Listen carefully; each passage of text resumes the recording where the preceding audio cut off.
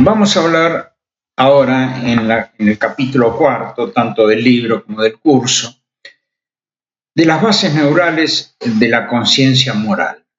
La cognición moral es un tema de esos polémicos, porque la conciencia moral es, digamos, adaptable o se adapta al nivel que alcanza la civilización en cada etapa de la vida, y ha cambiado con la evolución,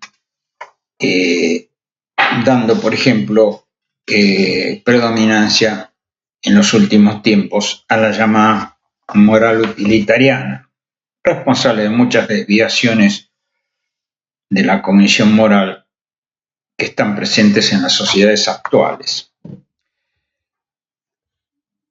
El problema mente-cuerpo es el núcleo central de las discusiones en las ciencias naturales y sociales, como dice Dubrovsky.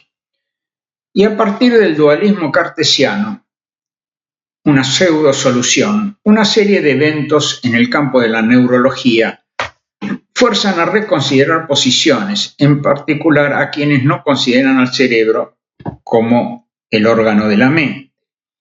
La neurociencia moderna, y particularmente la década del cerebro, que concluyó con el siglo pasado, prácticamente han decretado la muerte del dualismo de Descartes. Damasio, el médico, el neurólogo, en su libro El error de Descartes, o de Descartes y la razón de las emociones, cuando describe los mecanismos neurobiológicos de las emociones y la lectura que se hace del cerebro de los mismos, considera que el error de Descartes fue la separación abismal entre el cuerpo y la mente, lo que retrasó mucho el avance de las concepciones neurocientíficas.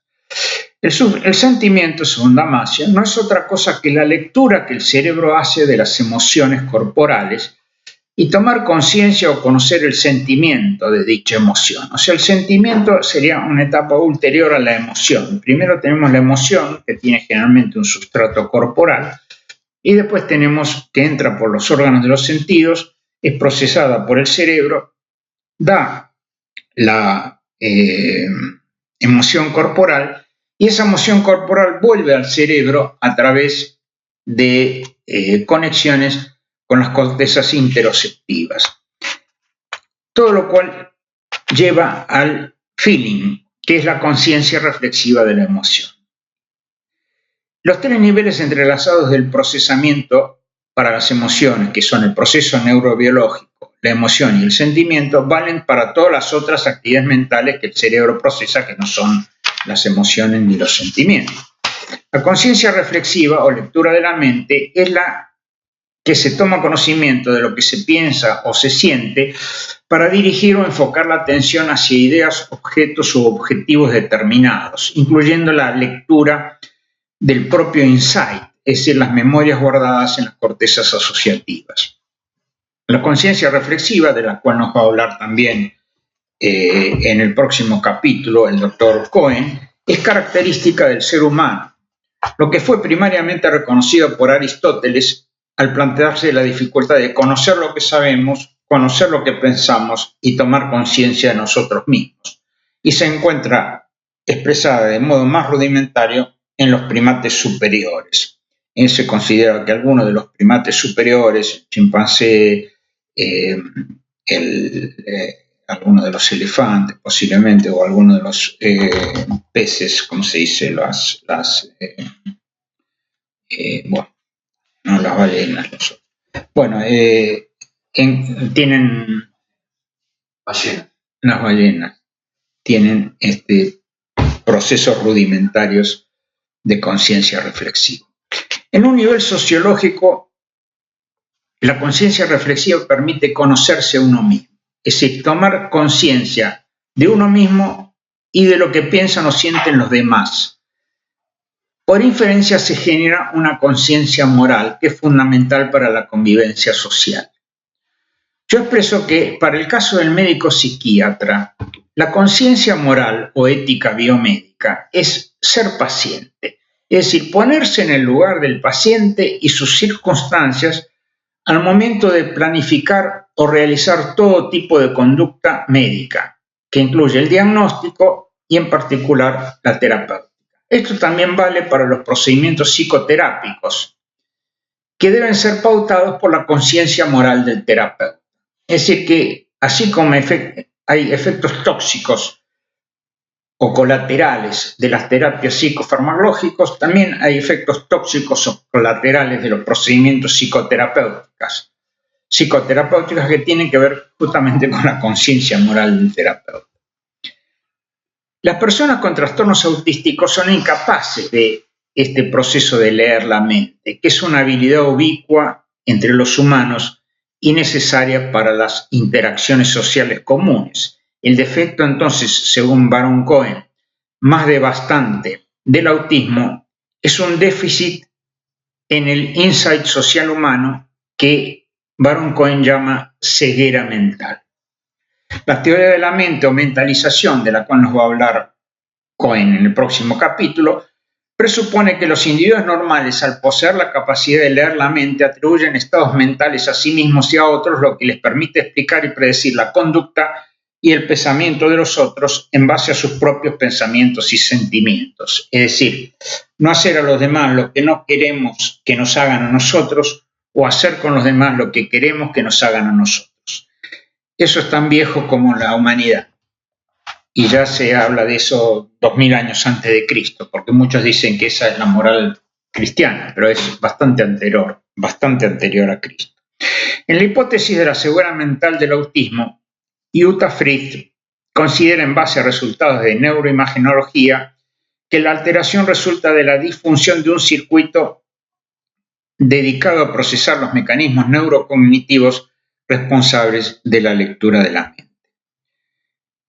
¿Cuáles son las teorías filosóficas de la conciencia moral? Hay tres teorías.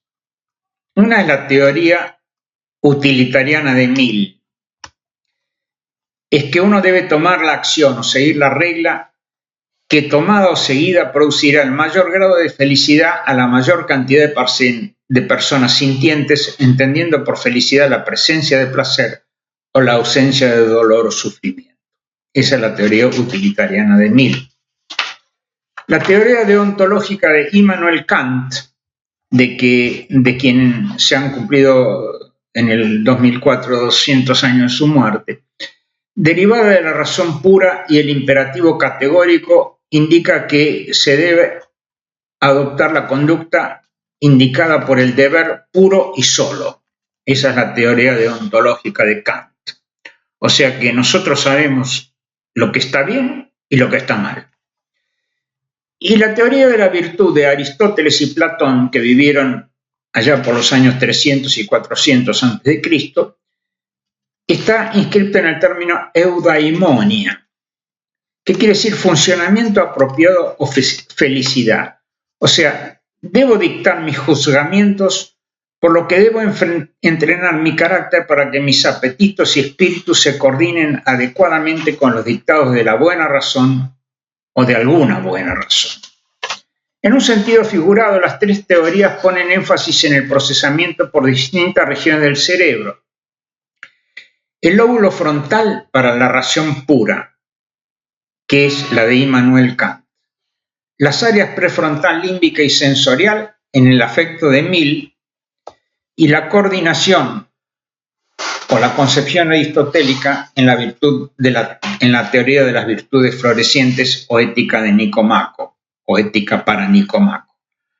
Por su parte, la teoría de la mente involucra, según lo revelan los estudios imagenológicos de niños autistas, la actividad neural conjunta y coordinada de la corteza orbitofrontal dentro de la prefrontal córtex, las estructuras medias de la amígdalas y el sulcus temporal superior. Estas dos últimas son componentes críticos para detectar la dirección de la mirada o la actitud del otro y su coordinación con la corteza prefrontal, cuyas neuronas en espejo se activan generando una simulación interna de la conducta de los otros que nos permite juzgar las intenciones. Ética concierne a cuestiones morales particulares, por ejemplo, nuestras obligaciones con los pobres, los enfermos, los parientes, las teorías que intentan resolver dichas cuestiones como el utilitarismo de Mill o la ética de las virtudes aristotélicas. La metaética, en cambio, se preocupa por cuestiones más abstractas, el concepto total de la ética.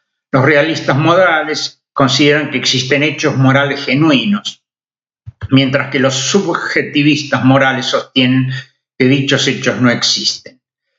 La gran cuestión metaética es si las verdades morales a las que suscribimos o adherimos son verdades incontrastables o indiscutibles como hechos independientes de la mente y conforman una realidad moral, o si las virtudes o las verdades morales a las que adherimos están en la mente de los que los poseemos. Por ejemplo, si se observa un hermoso atardecer, el sol poniente, los rayos del sol pasando a través de las nubes, el cielo, el silencio, ¿es una experiencia inherente al cielo del atardecer? ¿O la belleza del atardecer está en los ojos del observador, esto es, en su mente? ¿Todos vamos a ver la experiencia de la misma manera o cada uno con sus ojos la va a ver? Sin duda, la experiencia emocional, o sea, el self-feeling del observador o contemplador juega un rol crucial. Entender cómo realizamos nuestros juzgamientos morales nos ayudará a determinar si nuestros juzgamientos son verdades externas o son proyecciones de nuestra actitud interna.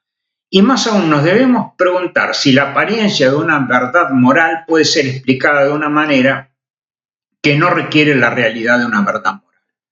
Recientes evidencias neurocientíficas indican que el juzgamiento moral es muchas veces, en el 99% de los casos, intuitivo, inmediato, materia emocional fácil, es decir, el juzgamiento emocional fácil, cuando muchos juzgamientos morales son difíciles, en particular los atinentes a la moral abstracta. Entonces, los juzgamientos morales emocionales son muy rápidos, es decir, el periodo de tiempo en el cual se realizan es muy rápido, mientras que cuando debemos razonar sobre la materia emocional, ponemos más tiempo, es decir, pensamos más en lo atinente a la moral. Y esto es muy importante en la moral abstracta, que se ve sobre todo en los dilemas morales, aquellos en los cuales debemos tomar una actitud que muchas veces contradice nuestro propio sentido moral.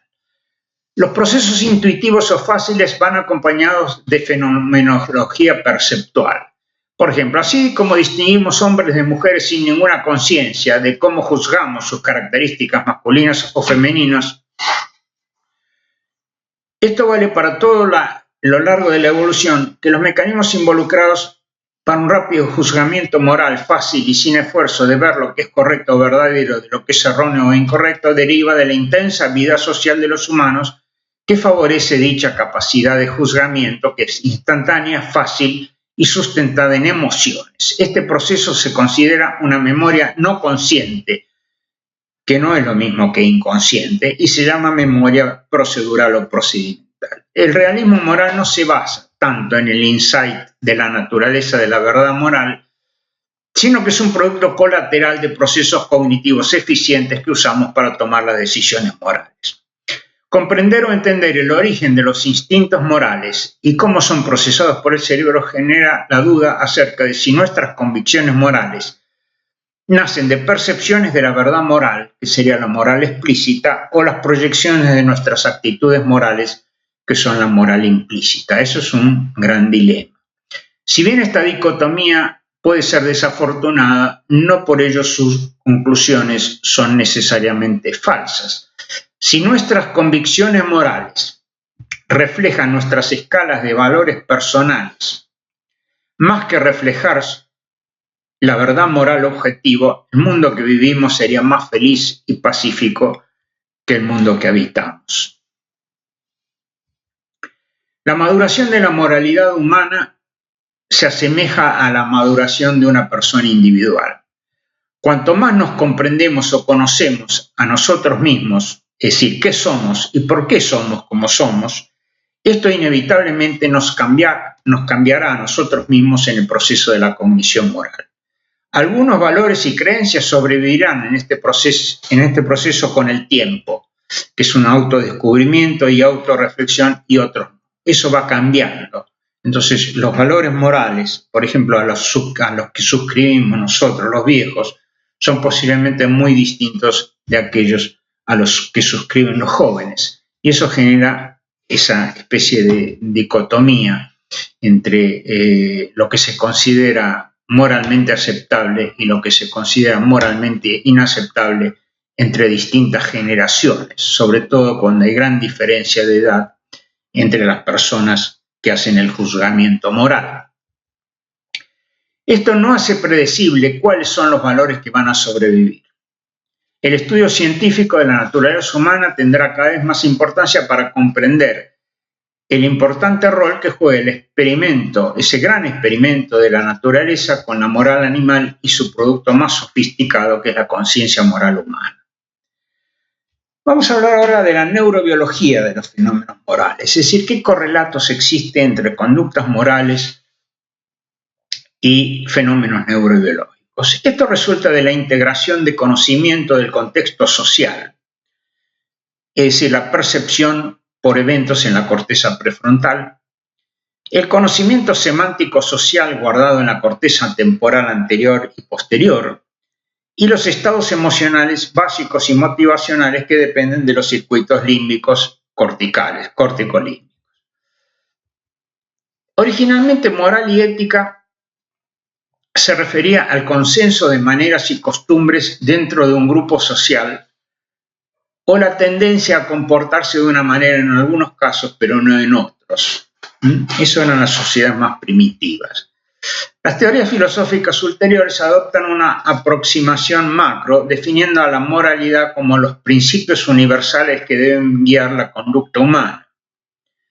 La neurociencia moderna tiende a documentar esas conductas morales en pacientes con disfunción cerebral, lo que genera conclusiones o inferencias acerca de las dimensiones mayores de la cognición moral, buscando dilucidar qué mecanismos neurales y cognitivos subyacen a la conducta moral. La neurociencia de la cognición moral adhiere al concepto original de que la moral es un conjunto de costumbres y valores que guían las conductas sociales, por lo que no se asume la existencia de valores morales absolutas. Conjunto de costumbres y valores que guían conductas sociales. No existirían valores morales absolutos. Las conductas antisociales se definen como alteraciones del sentido moral, insanidad moral o perversión de los sentimientos naturales, afectos, inclinaciones, temperamentos, hábitos, disposiciones morales e impulsos naturales.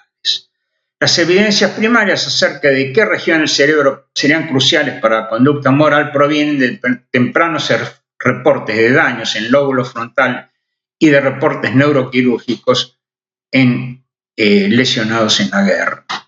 En la moderna cognición moral, los neurocientíficos tienden a enmarcar sus observaciones en un enfoque multidisciplinario o multinivel, como hemos visto en clases anteriores, estrechando los vínculos entre la neurociencia, la neuropsicología y la psicología moral.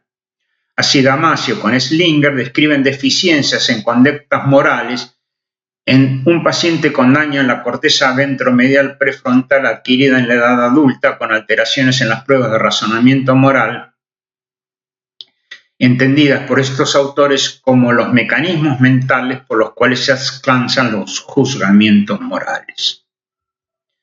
Cuando estas lesiones se producen en edades tempranas, se alteran tanto el razonamiento moral como las conductas que se generan a partir del mismo, lo que indicaría que el desarrollo moral puede ser interrumpido por daños tempranos en la corteza prefrontal ventromedial y también, aunque menos frecuentemente, se presentan cambios en la conducta moral por lesiones en la corteza dorsolateral.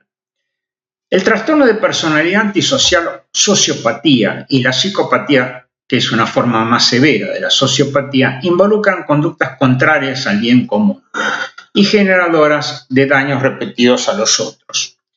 Si bien las normas sociales varían entre culturas y aún en nichos intraculturales, por ejemplo las tribus urbanas, muy comunes en la actualidad, las mafias, etc., los sociópatas y psicópatas no pueden quedar reducidos a artefactos culturales, ya que sus manifestaciones nucleares son estables y fácilmente reconocibles, tanto histórica como transculturalmente. Es decir, las mafias no son modernas, Las tribus urbanas tampoco son modernas, son viejas y reconocibles histórica y culturalmente. La validez de la socio y psicopatía se sustenta en estudios imagenológicos de psicópatas que difieren de las personas de conductas sociales normales. ¿Qué se encuentran en las socio y psicopatías? Reducción de la sustancia gris en la corteza prefrontal. Activación anormal de regiones límbicas y de los lóbulos prefrontal y temporal. Cambios estructurales congénitos o adquiridos en lóbulos temporales zona anterior. Disfunciones en circuitos neurales vinculados a la percepción social, como es el sulcus temporal superior. Todos ellos se encuentran afectados en el autismo y se relacionan con la intencionalidad de los actos, lo que lleva a una reducida experimentación del orgullo o de la percepción de sentirse perplejo o turbado. Las lesiones de estructuras límbicas o paralímbicas trastornan los mecanismos motivacionales básicos, como el impulso sexual, la vinculación social y la agresividad, llevando a violaciones morales extremas, como son los ataques físicos sin motivos o la pedofilia. Los estudios estructurales o imagenológicos detectan en individuos psicopáticos anormalizadas en casi todas las áreas cerebrales que hemos mencionado. Y utilizando diferentes pruebas que involucran juzgamientos morales entre lo que es bueno y lo que es malo, los dilemas morales y las emociones morales en personas normales y con muy baja correlación entre la imagenología y las evidencias clínico-anatómicas, se han identificado las siguientes áreas vinculadas con dichas tareas en diferentes esquemas. La corteza prefrontal, la frontopolar, la orbitofrontal medial, el sulcus temporal superior, los lóbulos temporales anteriores, la ínsula, que tiene que ver con el procesamiento del feeling, es decir, la percepción de las emociones, la región precuneal, que es el área de Brodmann 731, y la corteza cingulada anterior, así como las regiones límbicas vinculadas al procesamiento emocional. Los patrones de actividad cerebral son similares en un amplio rango de pruebas, tareas, modalidades o estímulos, indicando que el sistema nervioso utiliza las mismas redes para procesar información que tiene igual contenido perceptual, aunque se pueden disociar circuitos en redes prefronto-temporalímbicas en distintas emociones morales, como es la culpa, el enojo o la sensación de perplejidad. Green, en una visión jerarquizada del procesamiento cognitivo, dice que las áreas cognitivas, prefrontal y corteza cingulada, ejercen un control cognitivo y eso contrarresta las respuestas emocionales prepotentes, dice él, de la corteza prefrontal medial, cingulada posterior y el sulcus, a los dilemas morales. Por ejemplo, sofocar al bebé que llora para salvar más vida. El dilema del chico que llora, ¿no? Es un dilema. Por ejemplo, en un subsuelo de la Alemania en la época de los nazis, se siente avanzar a las tropas por el taconeo en el piso y un bebé que está en manos de su madre se pone a llorar. La madre, para evitar que el chico llore, sofoca al niño y lo mata. ¿Se acepta eso o no se acepta? Ese es el gran dilema de las respuestas utilitarianas a los dilemas morales. ¿Aceptamos la tortura, como se hace hoy en día, para que supuestos terroristas lleguen a producir daños a gran cantidad de personas? Las áreas emocionales tienden a favorecer los juzgamientos morales personales en una competición entre lo que es la cognición, o sea, el razonamiento, y la emoción moral, lo cual es un conflicto en el juzgamiento moral. La hipótesis de los marcadores somáticos es formulada por Damasio, quien dice que los pacientes con daño de la corteza prefrontal son capaces de detectar las implicancias de una situación social, son capaces de detectar las implicancias de una situación social pero incapaces de tomar decisiones en la vida real y por ende son incapaces de distinguir automáticamente entre lo que es ventajoso o lo que es pernicioso. Esta deficiencia estaría marcada en la falta de respuestas galvánicas en la piel, en los llamados dermopotenciales, que es utilizado muchas veces en los juicios o por la policía en situaciones perniciosas o desventajosas. La falta de desarrollo de respuestas autonómicas anticipatorias para evitar daños en pacientes con lesiones de la corteza prefrontal ventromedial lleva a conductas riesgosas, siendo insensibles a las futuras consecuencias de sus actos, lo que se prueba en los juegos de apuestas.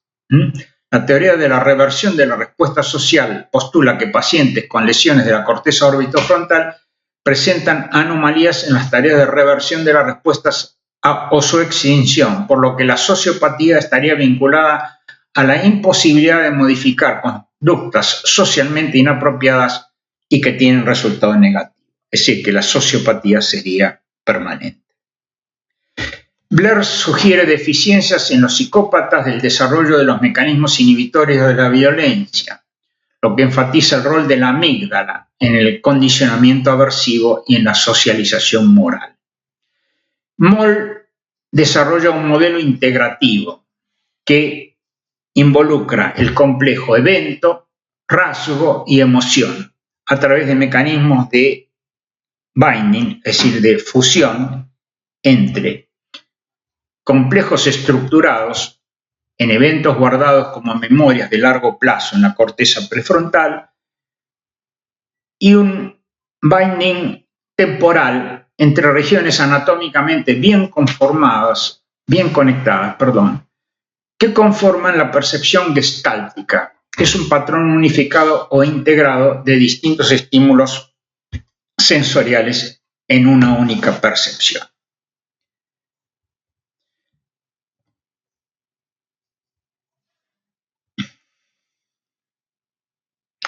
Y la formación de memorias episódicas por actividad sincronizada de regiones débilmente conectadas anatómicamente.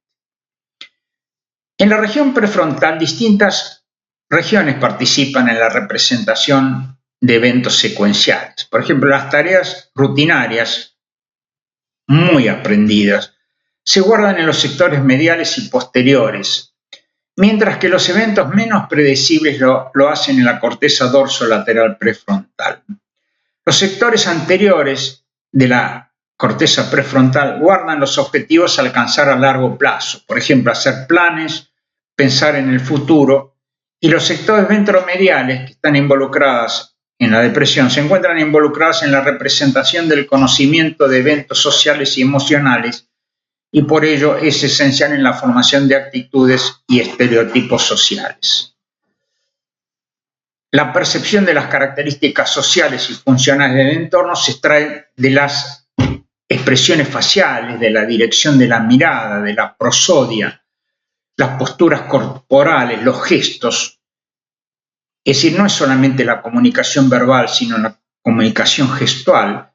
La región posterior del sulcus temporal superior es clave en el guardado de estas representaciones, las que están alteradas completamente en los sociópatas y en los autistas, lo que se confirma por las anormalidades morfológicas y su correlato en una deficiente decodificación social que se encuentra en el autismo.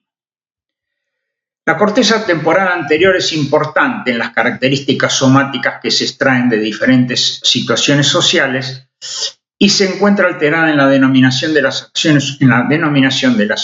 acciones humanas y su representación, por lo cual las lesiones de esta región cortical generan graves alteraciones conductuales, por ejemplo, atrofia temporal anterior en la demencia semántica y la anormal actividad en individuos psicópatas.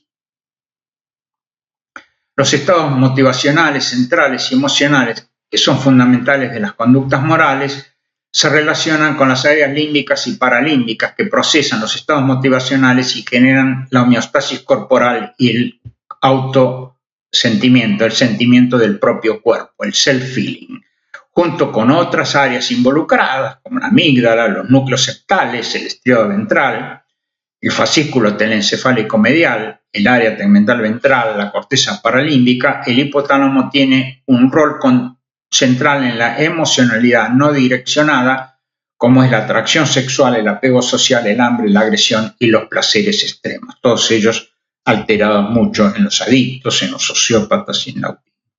Los núcleos o regiones límbicas participan en una amplia gama de conductos a través de conexiones recíprocas anatómicamente bien definidas con la corteza prefrontal y otras regiones corticales. En este contexto, estas redes corticolímbicas juegan un rol central en la motivación de las cortezas morales. Así, por ejemplo, la representación cortical permite notar que alguien está herido, mientras que el estado emocional, que es la ansiedad, el cariño, el apego, conduce a ayudar a la persona que sufre por estar herida. Por lo cual, en contra de lo que postula Green de un conflicto entre cognición y emoción, es un circuito integrado el que conecta las áreas involucradas, por lo que la conducta resultante es también la consecuencia de esa integración anatómica y funcional entre los mecanismos racionales y los mecanismos emocionales.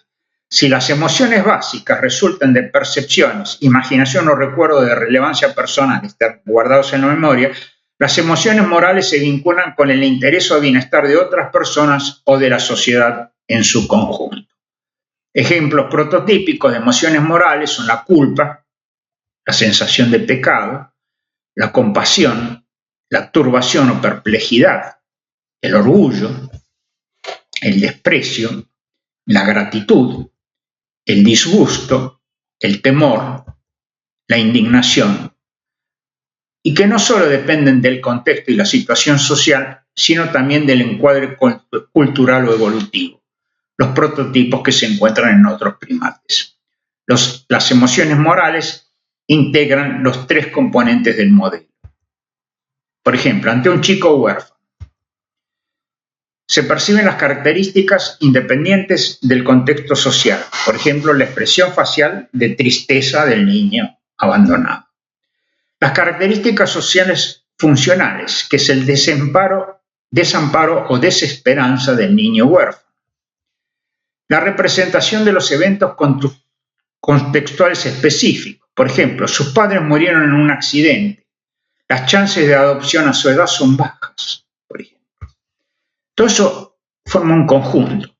Los valores, honestidad y las normas morales, por ejemplo, no robar, pagar los impuestos, incluyen varios estándares de conducta en sociedad.